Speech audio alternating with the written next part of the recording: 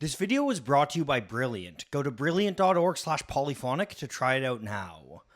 In the age of TikTok, virality has become a new currency for the music industry. It's the price of entry for newcomers, and industry executives are even expecting established artists to make constant viral waves, much to the chagrin of many of these artists themselves. On May 22nd, 2022, the pop artist Halsey released a since-deleted TikTok on the subject, explaining their frustrations with this reality. Basically, I have a song that I love that I want to release ASAP, but my record label won't let me. I've been in this industry for 8 years, and I've sold over 165 million records, and my record company is saying that I can't release it unless they can fake a viral moment on TikTok. Halsey's video did exactly what the label wanted. In under 24 hours, the clip had over 8 million views and had sparked a fervent debate about Halsey's authenticity all across social media. 2 weeks later, on June 9th, their single So Good was released. It makes sense that the music industry would latch so tightly onto TikTok. Ever since the early days of the web,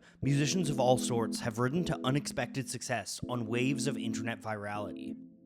Up until recently, the secrets behind viral success seemed to be something of an enigma. But if you examine the history of viral music, there are actually major trends that haven't ever been that well hidden. And looking at this history might just teach us about what's to come for the strange musical world that we find ourselves in today. Let's take a closer look.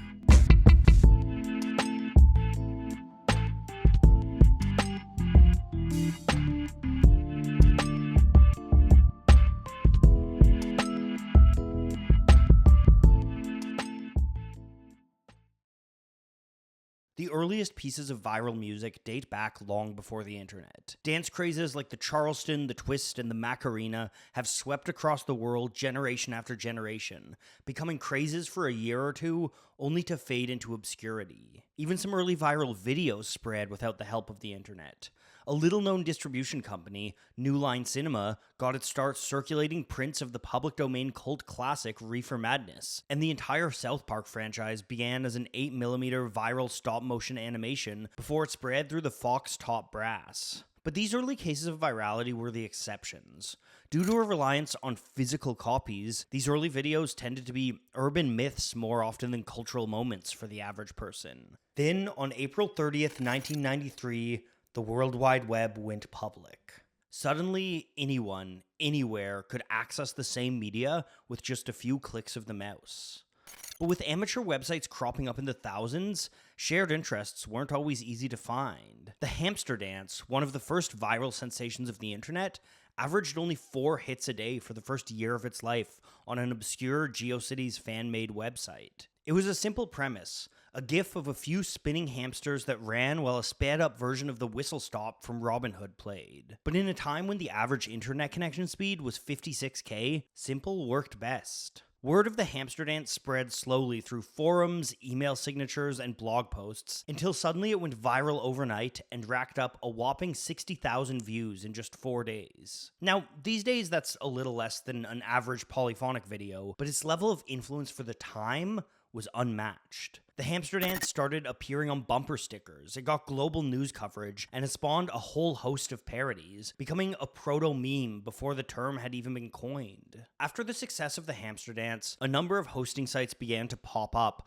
hoping they could become a home for the next wave of viral hits. Sites like Albino Black Sheep, Newgrounds, and eBaum's World hosted flash games and community forums alongside short, community-made animations. And while that era of the internet was so much smaller than it is today, there are still so many viral moments that it would be impossible to list them all efficiently. In just over a decade since the word internet entered common parlance, these sites brought the world the Numa Numa Guy, Harry Potter Puppet Pals, All Your Bass, Badger Badger, Peanut Butter Jelly Time, Crazy Frog, and dozens more. Perhaps the biggest early viral video factory was a site called YTMD, which launched on July 6, 2001. Its creator, Max Goldberg, took one look at the Hamster Dance and said, "Hold my beer." Goldberg designed a site that let anybody create a looped GIF, write a giant block of text over it, and add some looped audio. But its greatest strength was that by 2005, Goldberg had given it curated comment sections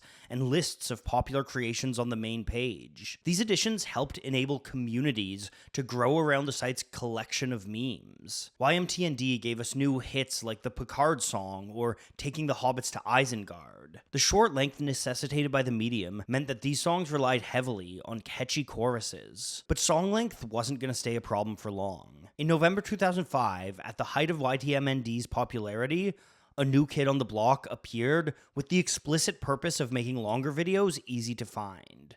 YouTube. The same week of its launch, a Saturday Night Live skit, Lazy Sunday, aired on NBC. Unofficial uploads of this sketch drew more than 5 million views into the fledgling site in 6 months, before the video was removed for copyright violation. But it wasn't just unlicensed bootlegs that were driving traffic to the site. Being able to easily upload yourself brought on a new form of viral video, the viral dance. While not a viral song in its own right, in 2006, comedian Judson Lapley uploaded The Evolution of Dance, in which he dances through nearly 50 years of music history. It was a smash hit. That same year, the band OK Go released a video of them dancing in the backyard to their track A Million Ways. It garnered so much attention that YouTube launched the OK Go Dances with YouTube contest, asking entrants to upload their own dance with the song. That contest received over 170 entries, which was a resounding success for the time. And OK Go would build on the success with another viral music video, this time for Here It Goes Again. The growing trend of viral dances solidified YouTube as the place to be for video, and in 2007, the Daily Telegraph reported that YouTube had consumed as much bandwidth that year as the entire internet had in the year 2000. As the internet grew in popularity, it became ripe stomping ground for pranksters. 4chan, a site best known in its early days for absurdist culture and internet trolling, started a bit called duck rolling. This elaborate in-joke consisted of hiding an image of a duck on wheels in an unrelated hyperlink. In 2007, the same bait-and-switch tactic evolved. The JPEG of the duck was replaced with a video link to Rick Astley's Never Gonna Give You Up.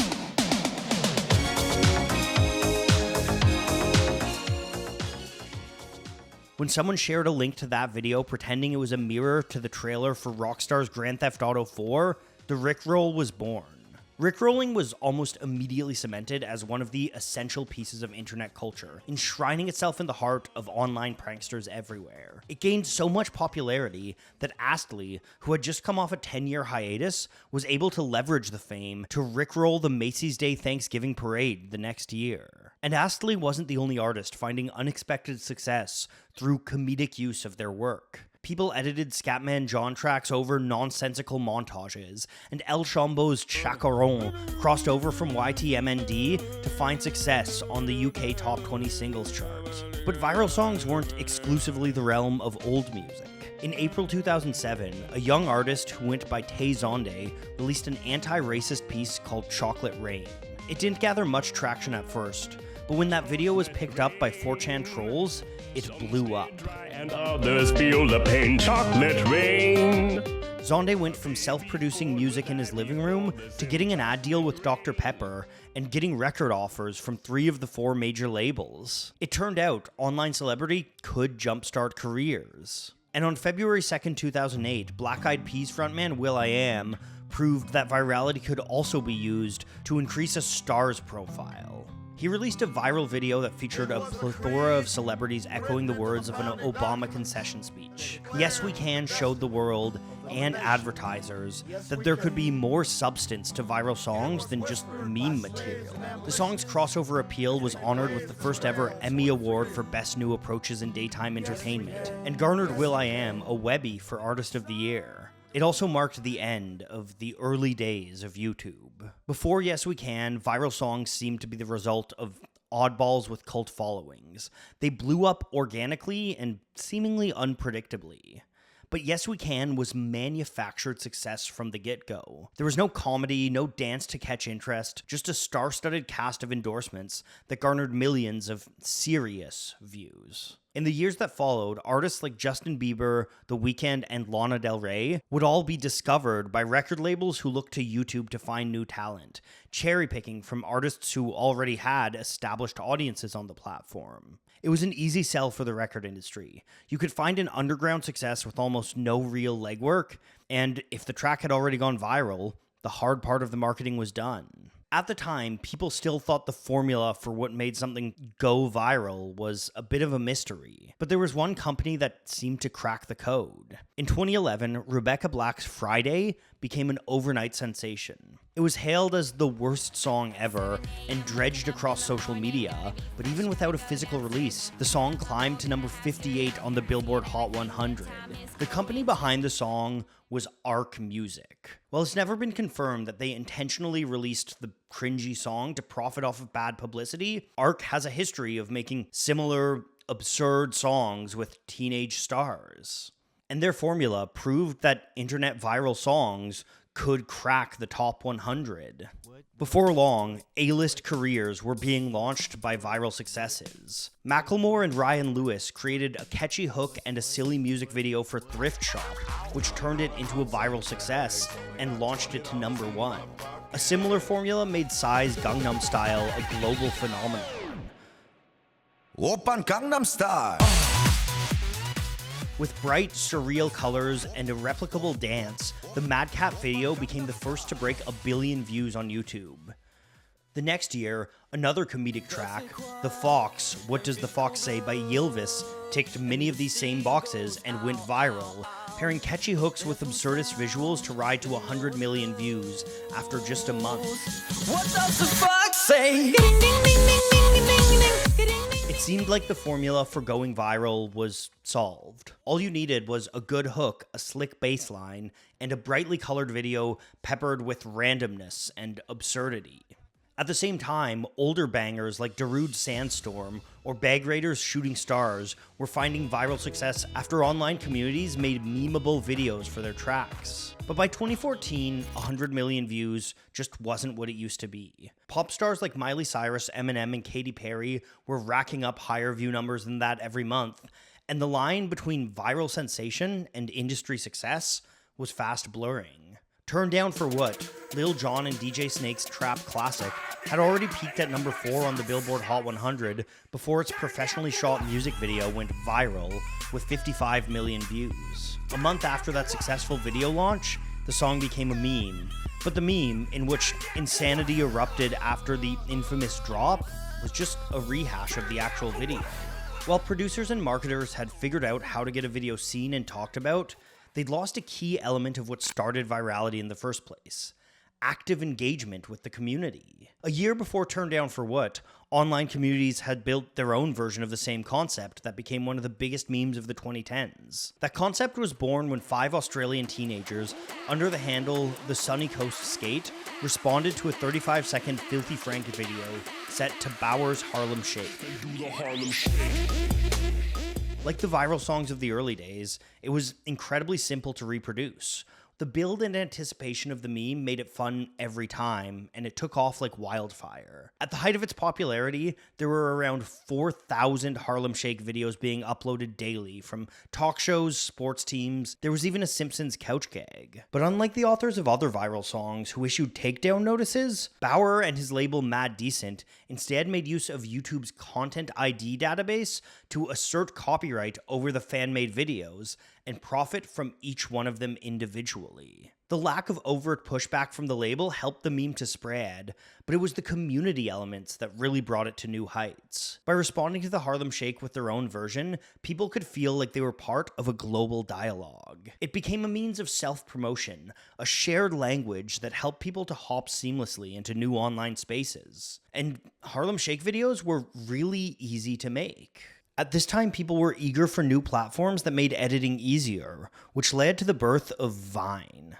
The original idea of Vine was to create a platform that allowed for easy editing and uploading videos, especially from phones. At the onset, there was no maximum length planned, but as files got too big, a 6-second window hit the sweet spot for file size. These short videos were programmed to loop infinitely.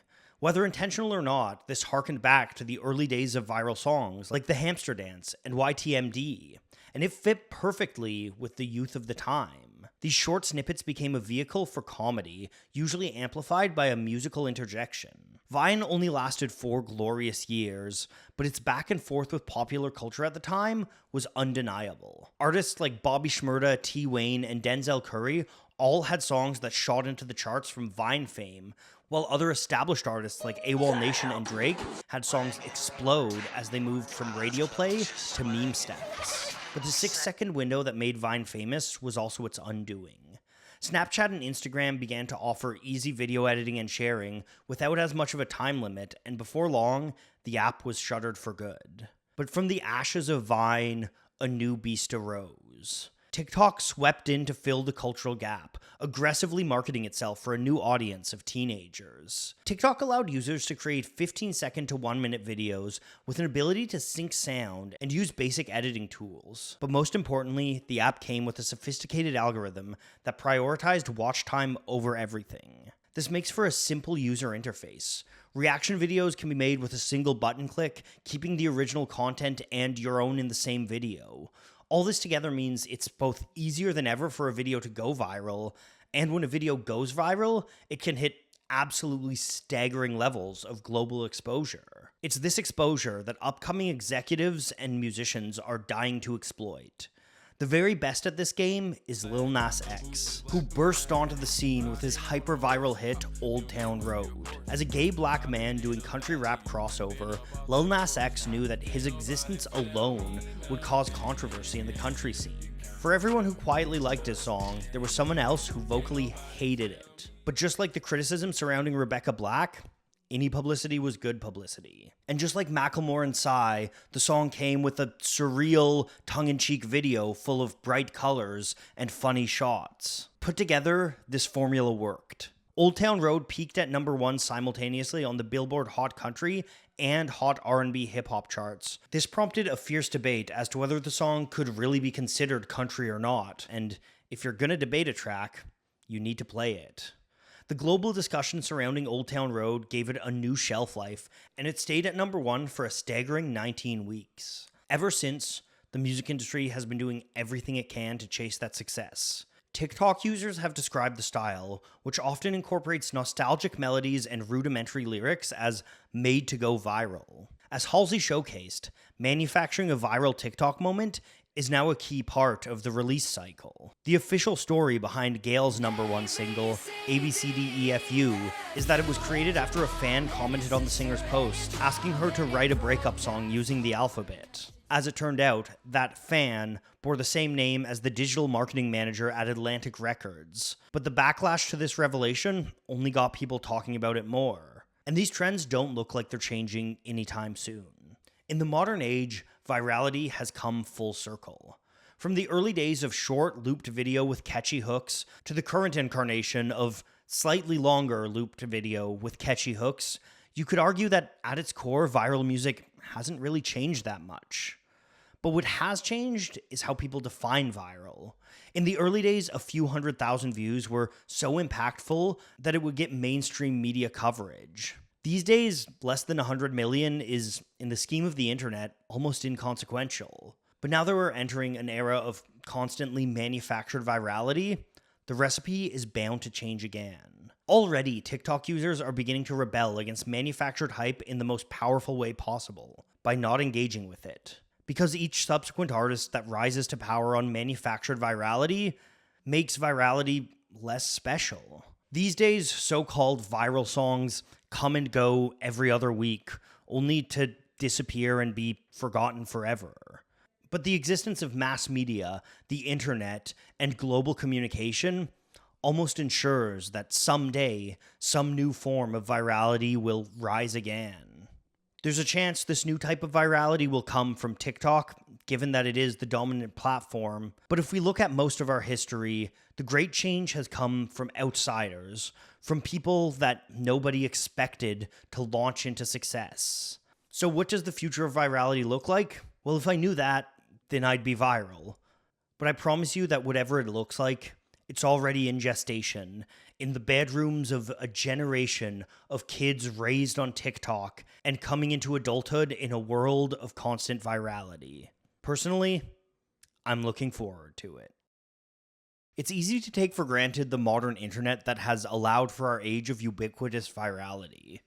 But if we really want to know what's coming next for music and really for all digital art, it's important to understand the frameworks that this whole world is built upon. That's why I've been checking out Brilliant's course on computer science and programming. That course teaches the fundamentals of the computers that run our world in simple, beautifully designed, interactive lessons. And Brilliant has plenty more where that came from. Brilliant is a learning platform for people of all levels, designed to help you get a better understanding of fundamental STEM topics. If that sounds like something that you'd like to try out, you can give it a shot at no cost to yourself. The first 200 people to go to brilliant.org/polyphonic will get a 30-day free trial of Brilliant, as well as 20% off an annual premium subscription. Following that link is also just a great way to show that you support my channel and a great way to help me make more videos like this. So thank you to anyone who checked that out, and thanks for watching.